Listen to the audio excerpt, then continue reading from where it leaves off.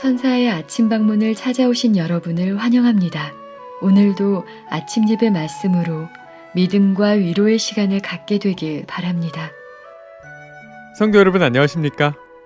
오늘도 아침 예배에 찾아오신 성도님들을 진심으로 환영합니다. 오늘부터 3번에 걸쳐서 그리스도인이 어떻게 하면 성공할 수 있는지, 그리고 성경은 우리에게 무엇을 말하고 있는지 살펴보려고 합니다.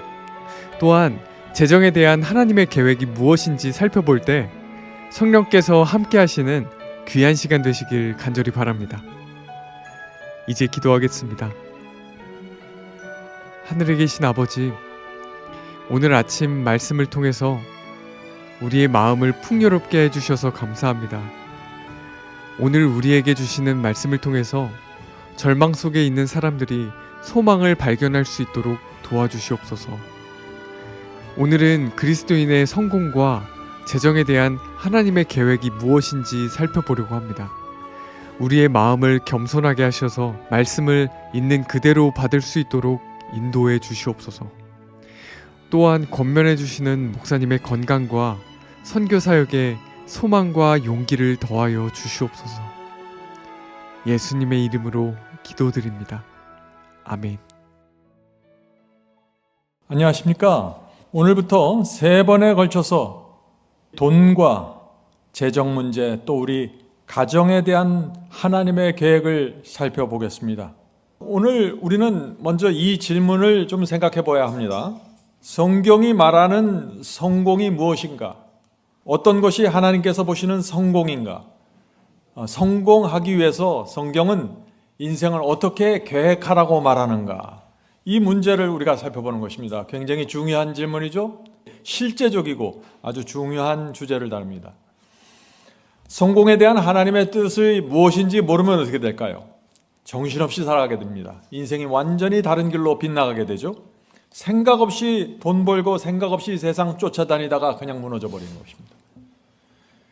그래서 오늘 우리는 성공을 위해서 인생을 성공해야 되는데 정말 성공이 무엇인가? 어떻게 해야 되는 것인가? 하나님께서 말씀하시는 그 성공은 무엇인가? 이것을 좀 짚어보려고 하는 것입니다.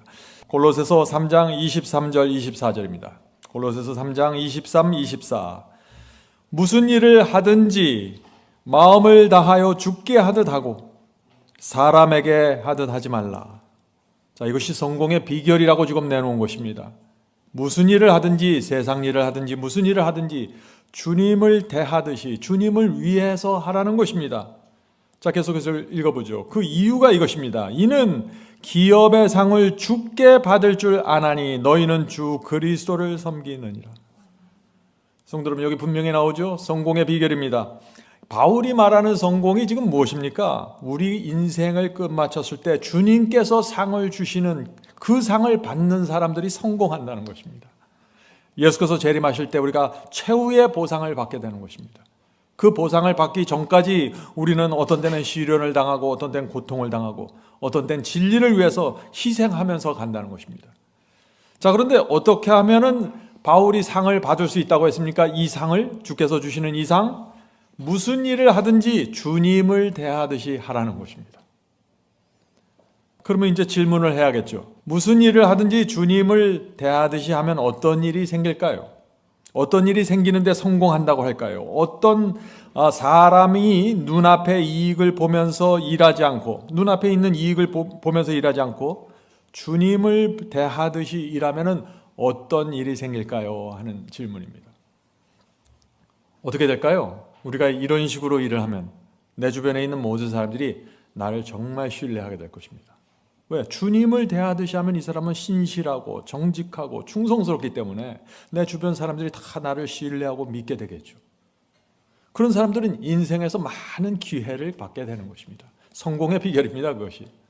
다니엘과 세 친구들이 바벨론 궁 안에서 어떻게 그들의 신앙을 지켰습니까? 그들의 삶을 통해서, 신앙을 통해서 감화력을 끼친 것입니다. 주님을 대하듯이 사람들을 대한 것입니다. 바벨론 사람들이고 전혀 신앙이 다른 사람들이지만 정직하고 신실하게 대했을 때 그 이방인 느부갓네살 왕마저 이들에게서 마음을 열었잖아요. 그래서 길이 열린 것입니다. 우리도 그렇게 살아야 된다 하는 것이죠. 성공을 어떻게 정의할지는 완전히 다른 문제이다. 애굽에서의 요셉을 생각해보라. 그보다 더 성공적인 삶이 어디 있겠는가.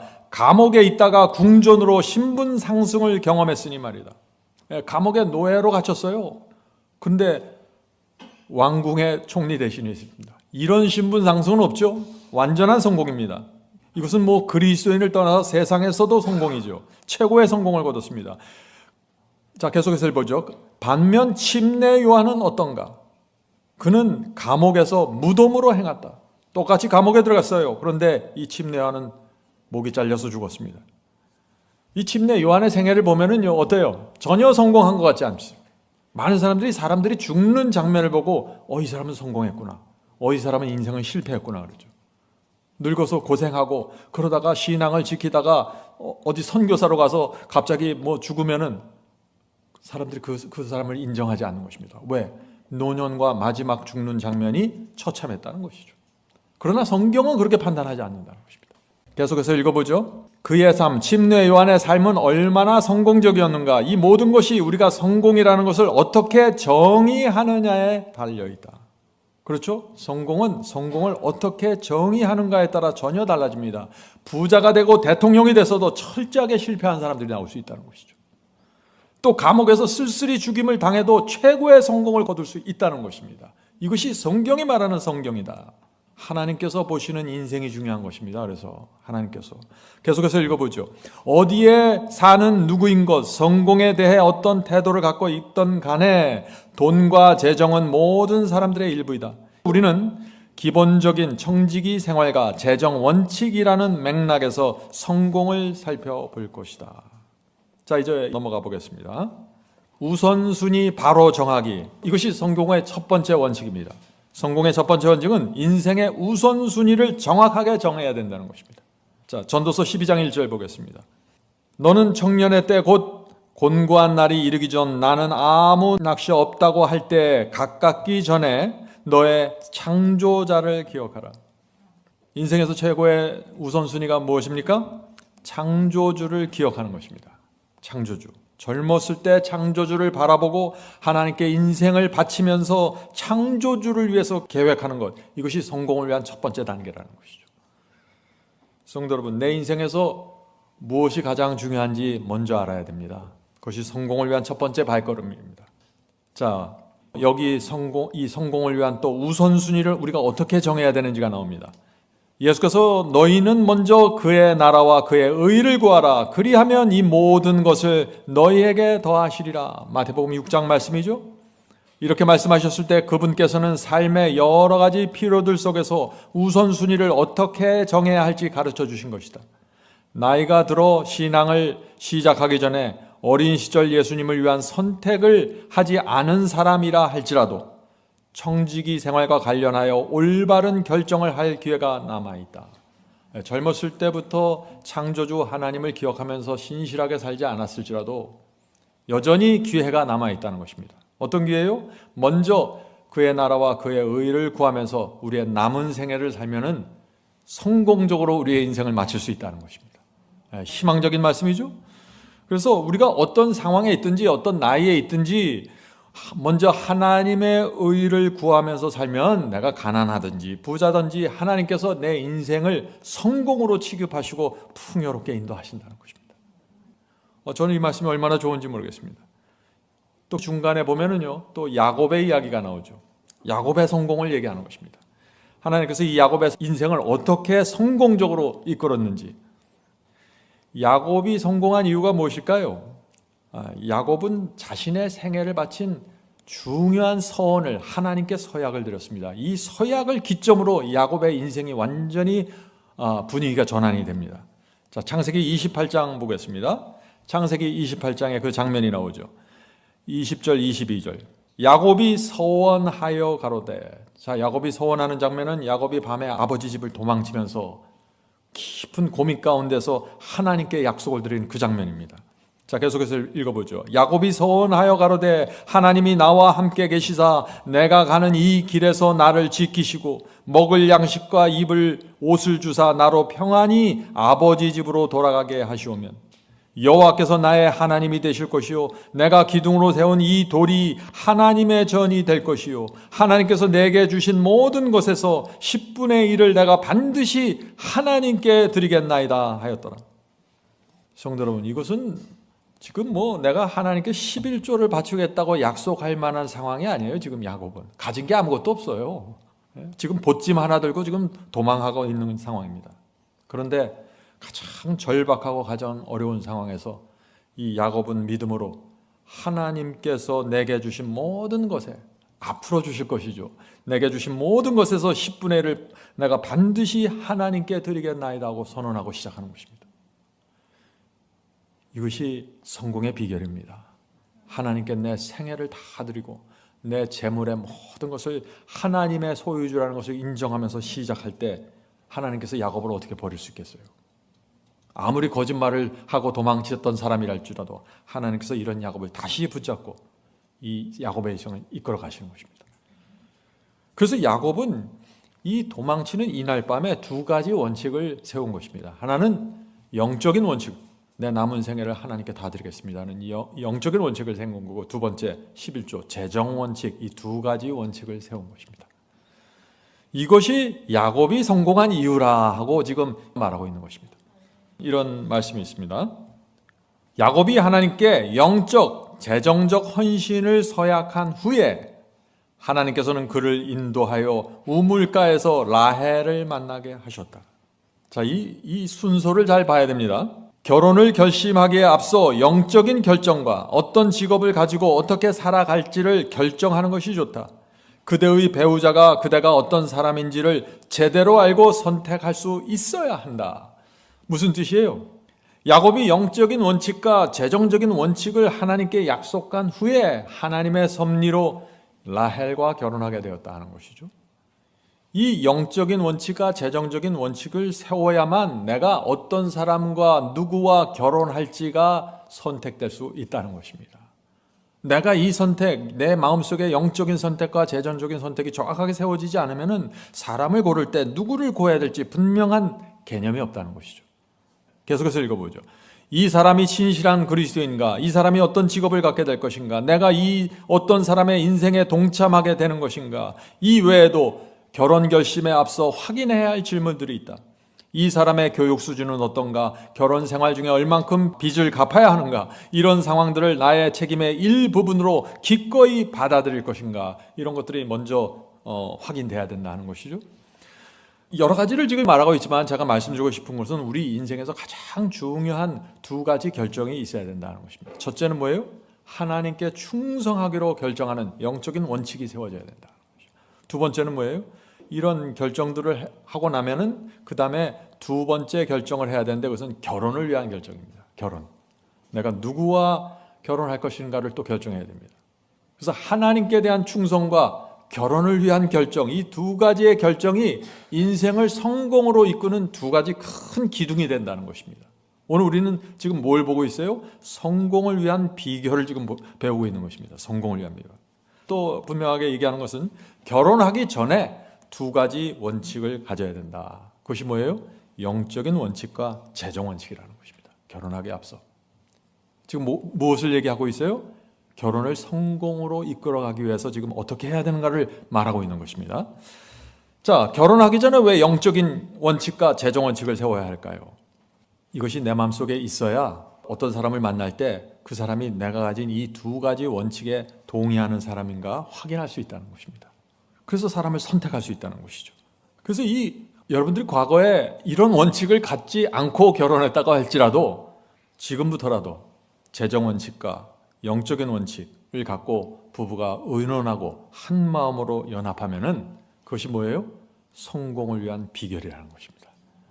오늘 우리가 그것을 살펴보는 것입니다. 그래서 가장 중요한 것, 그래서 이 전체에서 가장 키포인트는 뭐냐? 가장 우선순위는 내가 어떤 복음을 받아들이는 것입니다. 내가 어떤 복음을 받아들이고 살 것인가를 정하면은요, 나머지는 자연스럽게 정해져요. 나머지는 말씀을 따라서 다 들어옵니다. 이 승리의 복음, 말씀과 성령께 순종하는 이 복음을 정확하게 내가 세우면은요, 가정을 어떻게 끌어가고 재정을 어떻게 끌고 가고 내 부부 생활은 어떻게 가져가고 자연히 다 연결돼서 하나의 큰 집을 세우게 된다는 것입니다. 이것이 성공의 비결입니다. 두 번째 성공의 원칙은 일을 축복으로 생각해야 된다는 것입니다. 성공의 두 번째 원칙 뭐예요? 일하고 노동하는 것을 축복으로 생각해야 한다는 것입니다. 굉장히 중요한 성경의 원칙입니다. 일하지 않고 먹고 살 수 있으면 좋을 것 같죠. 미국에서 일하지 않고 먹고 사는 분들이 계십니다. 미국에서 가장 큰 복지를 누리는 그룹이 어떤 사람들인지 아세요? 아메리칸 인디언들입니다. 미국 땅을 원래 소유하고 있던 소유주들이죠. 근데 여러분들이 아시는 것처럼 백인들이 인디언 땅을 뺏어갖고 이 미국이라는 나라를 세웠잖아요. 그래서 미안해서 그랬는지 이 미국 정부가 이 인디언들에게 평생 일하지 않고 먹고 살 수 있는 거의 완벽한 복지를 주었습니다. 최고의 복지죠. 어떤 결과가 생겼을까요? 수많은 인디언들이 마약과 술과 도박으로 살게 됐습니다. 공부할 필요도 느끼지 못하고 일할 필요도 없고, 그래서 수많은 인디언들이 아주 젊은 나이에 죽습니다. 평균 연령이 굉장히 짧습니다. 복지가 우리 모두에게 필요합니다. 그러나 일하지 않게 하는 복지는 사람을 망가뜨릴 수 있다는 것이죠. 건강한 사람은 일을 하라는 것이 성경의 가르침입니다. 자, 그러나 또 지나치게 일을 많이 하는 것도 문제가 될 수 있죠. 지나치게 일을 많이 하면 큰 문제가 생깁니다. 그래서 이 바울은 일과 노동에 대한 분명한 원칙을 또 주십니다. 자, 우리 데살로니가 후서 그 말씀을 볼까요? 데살로니가 후서 3장 8절부터 10절입니다. 누구에게든지 음식을 값없이 먹지 말고 오직 수고하고 애써 주야로 일함은 너희 아무에게도 폐를 끼치지 아니하러 함이니 우리에게 권리가 없는 것이 아니요 오직 스스로 너에게 본을 보여 우리를 본받게 하려 함이니라. 우리가 너희와 함께 있을 때 너에게 명하기를 누구든지 일하기 싫어하거든 먹지도 말게 하라 하였더니. 바울의 원칙은 분명하죠. 이 말씀에는 여러 가지가 포함되어 있습니다. 그러나 우리가 오늘 이 주제에 맞는 것을 보면은요, 노동과 일은 분명한 성경의 원칙이라는 것입니다. 그래서 우리는 부지런히 일하고 성실하게 일하고 그렇게 해서 가정을 지켜야 된다. 이거 성공의 비결입니다. 성공의 비결. 자, 잠언에 그래서 재미있는 말씀이 있습니다. 잠언 6장 말씀을 보겠습니다. 잠언 6장 10절 11절. 좀 더 자자 좀 더 졸자 손을 모으고 좀 더 누워있자 하면 내 빈궁이 강도같이 오며 내 군핍이 군사같이 이르리라. 잠자기 좋아하고 누워있기 싫어하는 분들 계십니까? 피곤할 땐 다 이렇게 하고 싶죠? 그런데 이런 식으로 집에서 둥글둥글 하면서 게으름이 습관이 되면은 다 무너진다는 것입니다. 재정도 무너지고 신앙도 무너지고 정신도 무너지고 다 무너진다는 것입니다. 그래서 적당한 일, 우리에게 꼭 필요한 일을 하면서 살아가야 된다는 것이죠. 자, 그런데 문제는 우리가 얼마만큼 어떻게 일을 해야 되는가 하는 포인트입니다. 바울은 또 이 점에 있어서 또 중요한 말씀을 주셨습니다. 에베소 4장 28절입니다. 에베소 4장 28절. 가난한 자에게 구제할 수 있도록 자기 손으로 수고하여 선한 일을 하라. 자, 수고해서 돈을 버는데 가난한 자에게 구제할 수 있을 정도로 벌라는 것이죠.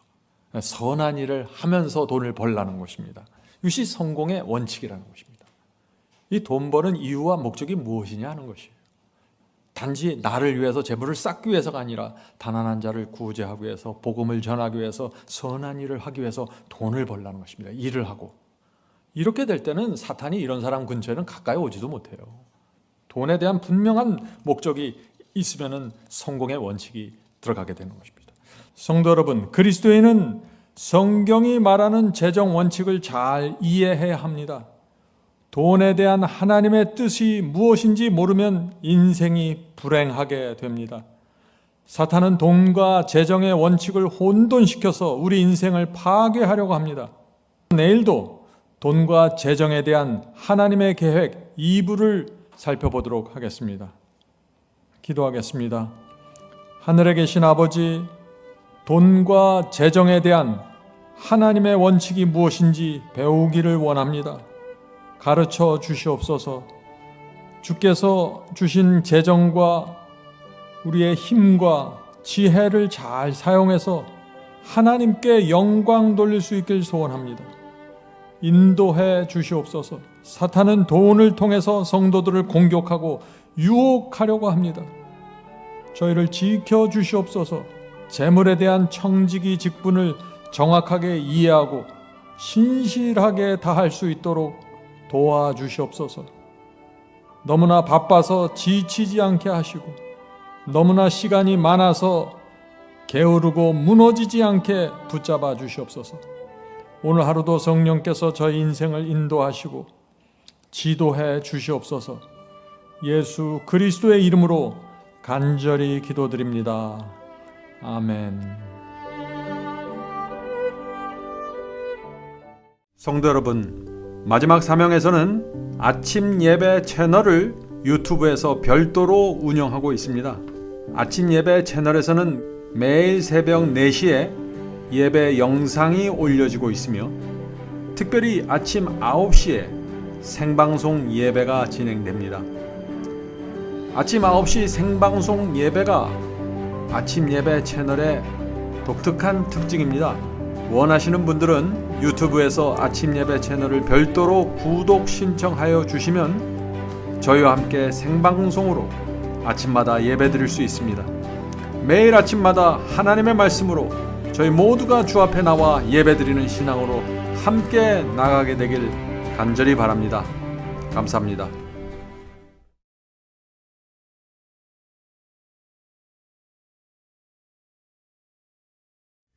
죄짐 맡은 우리 구주 어찌 좋은 친구인지 걱정 근심 모든 것을 고한 자는 복 받네. 주께 굳지 않는 거로 복을 받지 못하네.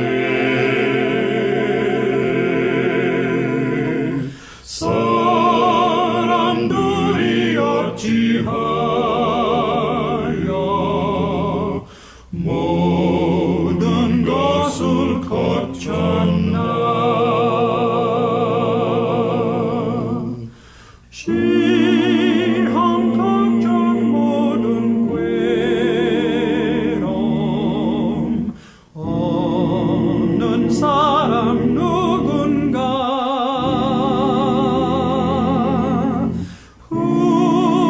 부질없이 낙심 말고 기뻐 두려고 하세. 이런 진실하신 지